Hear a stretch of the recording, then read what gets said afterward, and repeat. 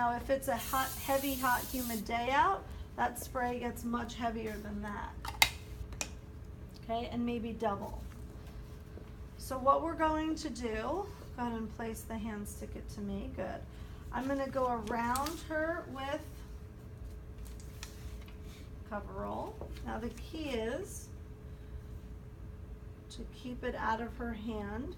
Turn around for me. Get it right up to the wrist, but not covering, coming onto her hand. Okay, good. So we've got that in place. Now she stays just like that for me. The two gutters, they're here, just like a bowling alley, okay? We're gonna make a gutter position so that when I unload this, when the tape comes around, it's gonna hit the gutter first and not her TFCC, okay? So remember, this stuff is super sticky. You're gonna place the first gutter either on the styloid, just on it like that, because there's the phobia, you know the TFC's in there. If it's for the ECU, or the ECU is also involved with the TFCC, you have to go grab the ECU, which is on the outside of the styloid. So the gutter moves position. We're gonna show it that it's not part of the ECU, is not injured, okay? The tendon is not injured. Remember I said the sheath was part of the TFCC, right? Okay, so there's your gutter. Technically speaking, to be super by the book, we need an anchor for all these guys. But you could argue that the coverall is an anchor because it's tape, right? So sometimes I skip that step.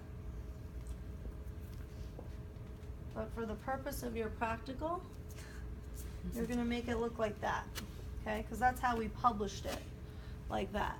Told everyone to do that step. So we're gonna anchor our leukotape to the leukotape. Pinch, pull, and lay down. Anchor, pinch, pull, and lay down. 50% overlapping. The same things you have done all semester, right? The same thing.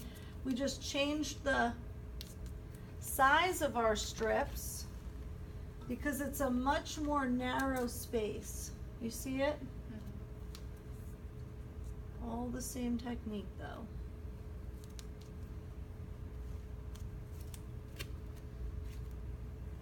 I keep all of them on my finger for speed. I'm going all the way up to the top until that gutter is covered. Almost there. That one.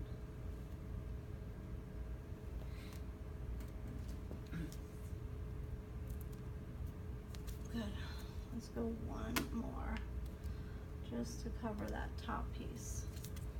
Okay, then she's gonna be checking it along the way, and she's like, yeah, no, I can't. You blocked me. That's good, I can't get there. Okay, because the whole point of the TFCC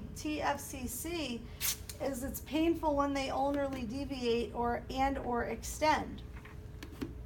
So then what we're gonna do from there is I'm gonna re-anchor all those guys. Okay, and we're done. Now she might say that's all we need, but if she's like, ooh, I can still feel something, what I'm gonna do is I'm gonna take a strip and I'm gonna do what are called blocks. And I'm gonna put it right at the top of that wrist. And I'm gonna say, push towards me. I push towards her and I block her. And I'm gonna come here into extension and I'm gonna say, you push up, I push down, and I'm gonna block her.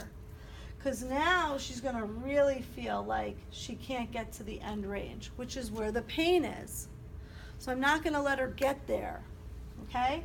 Once those blocks are there, now you might not have needed the blocks, you might need them. You can always come back and add them later. Once we're done, I wrap it with my light plast.